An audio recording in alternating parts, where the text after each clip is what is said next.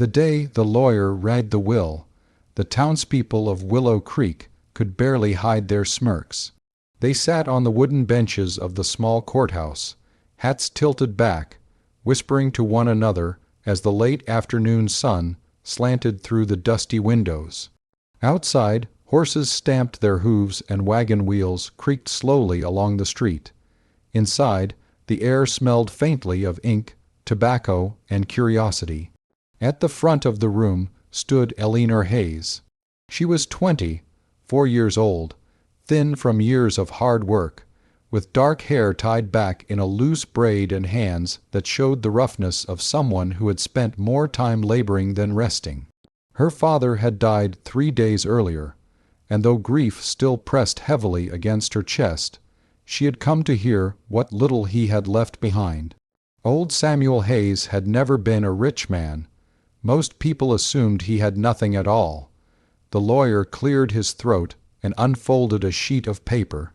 The late Samuel Hayes, he began, leaves all property, holdings, and land under his name to his daughter, Eleanor Hayes.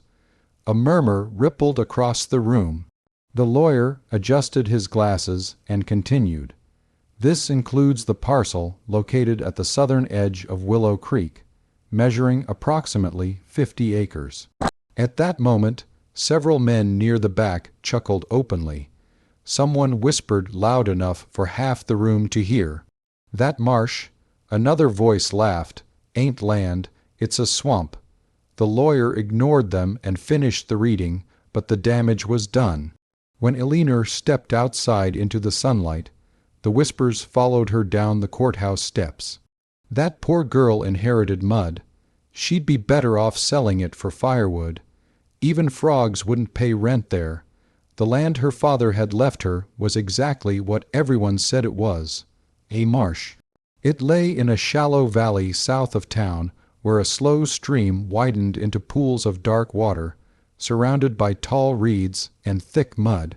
In spring, the ground flooded easily, and in summer clouds of insects rose from the damp earth. No one farmed there. No one built there. Most people simply avoided it. Eleanor had visited the marsh as a child when her father occasionally walked its edges. He used to stand quietly watching the water ripple between the reeds, as if studying something only he understood. Once she had asked him why he kept the land. He had smiled and said, "Because one day people will realize what they're looking at." At the time she hadn't understood. Now she walked alone along the muddy path toward that same marsh, carrying nothing but a small bag and the weight of the town's laughter behind her. The valley opened before her as the evening sun painted the sky in soft gold. The marsh stretched wide and silent. Water reflected the sky like a sheet of glass. Tall grasses swayed gently in the breeze, and birds skimmed low across the surface before disappearing into the reeds. Eleanor stood there for a long moment. It was quiet, beautiful in a strange way, but also overwhelming. She had no house, no farm, and very little money.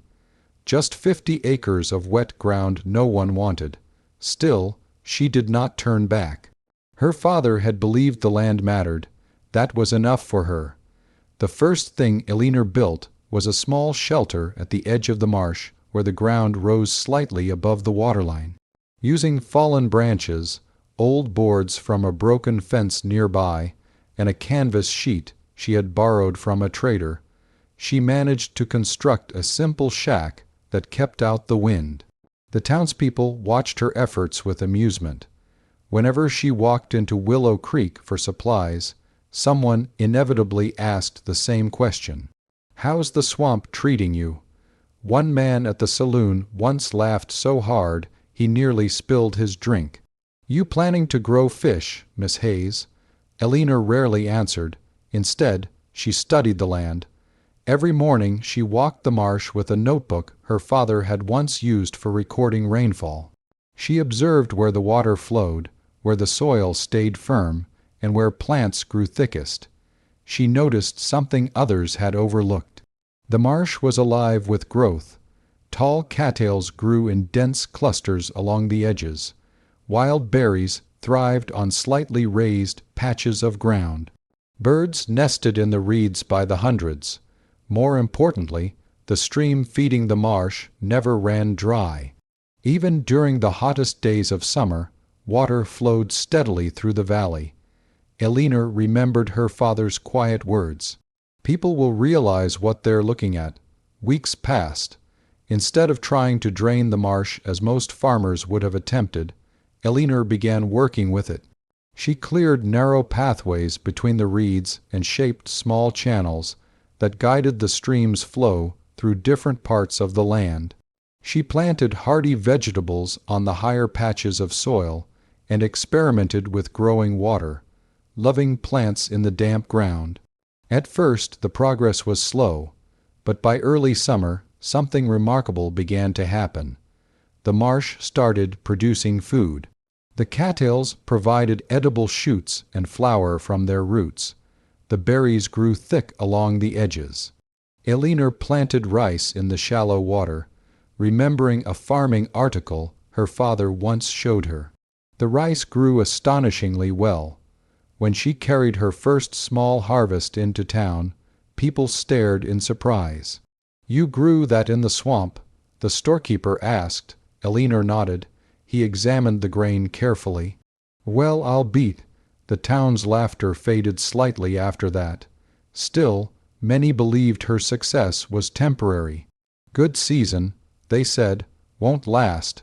But Elinor continued improving the land. She built small wooden platforms over wetter areas so she could reach the crops without sinking into mud. She planted willows along the edges to strengthen the soil and slow erosion. She dug shallow ponds that filled naturally with water and soon attracted fish from the stream. By the second year, the marsh looked different. Where once there had only been wild reeds, neat channels of water now wound through fields of green plants. Birds flocked in greater numbers, and the ponds shimmered with fish beneath the surface. Elinor's harvest doubled, then tripled. She began selling rice, berries, and herbs in Willow Creek.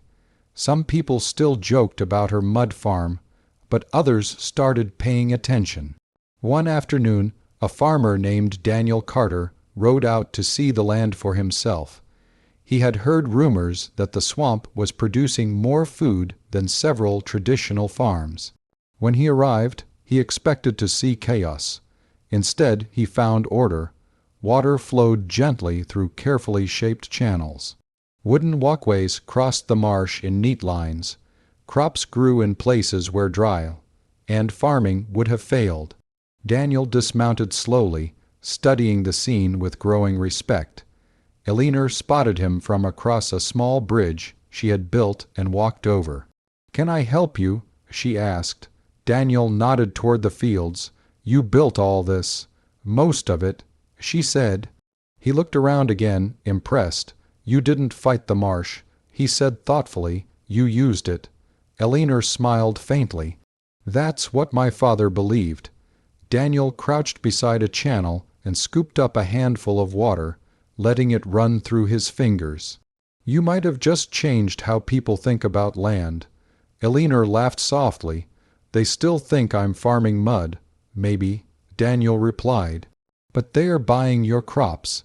Word of Elinor's marsh spread beyond Willow Creek. Travelers passing through the valley began stopping to see the unusual farm where water and soil worked together instead of against each other. Some came out of curiosity. Others came because their own farms were struggling. Then came the drought. It arrived during the third summer.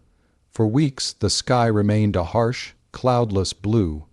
Rivers shrank, wells dried, and fields across the valley began turning brown. Farmers watched helplessly as their crops withered beneath the relentless sun. But Elinor's marsh remained green. The steady stream continued feeding the land, and the water channels she had built held moisture across the fields. While other farms failed, her harvest remained strong. Soon desperate farmers began riding out to her land asking questions. How are your crops still growing? What did you plant? How does the water stay? Elinor did not turn them away. Instead, she walked them through the marsh, explaining how the channels worked and how certain plants thrived in wet soil. At first, only a few people listened, then more came. By the end of the drought's second month, half the valley had begun adapting Elinor's ideas. They built small water channels, planted marsh, friendly crops, and learned to store moisture in the soil rather than letting it disappear. Slowly, the valley's farms began recovering. One evening near the end of the drought, the townspeople gathered in Willow Creek's main square. The mayor stood near the well, speaking to a crowd that had grown unusually quiet. For years, he said, we laughed at Elinor Hayes and her marsh. He paused, glancing toward where she stood near the back of the crowd. But this year that marsh fed half the valley, people turned to look at her. Some smiled sheepishly, others simply nodded with quiet respect. The mayor continued, if not for her work, many of us might have lost everything.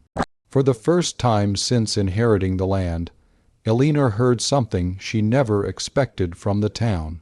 Applause. It started softly, then spread through the crowd until the entire square echoed with it.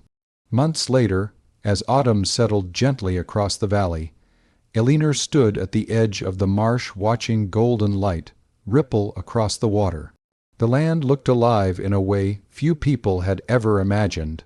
Fields of green stretched across the once mocked swamp. Birds soared overhead.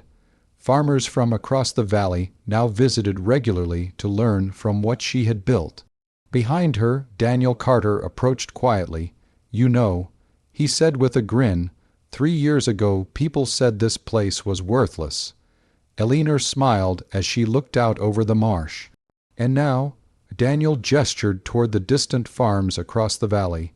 Now the whole valley lives off it. Elinor's gaze drifted across the shimmering water. Her father had been right all along. People simply needed time to see what had always been there.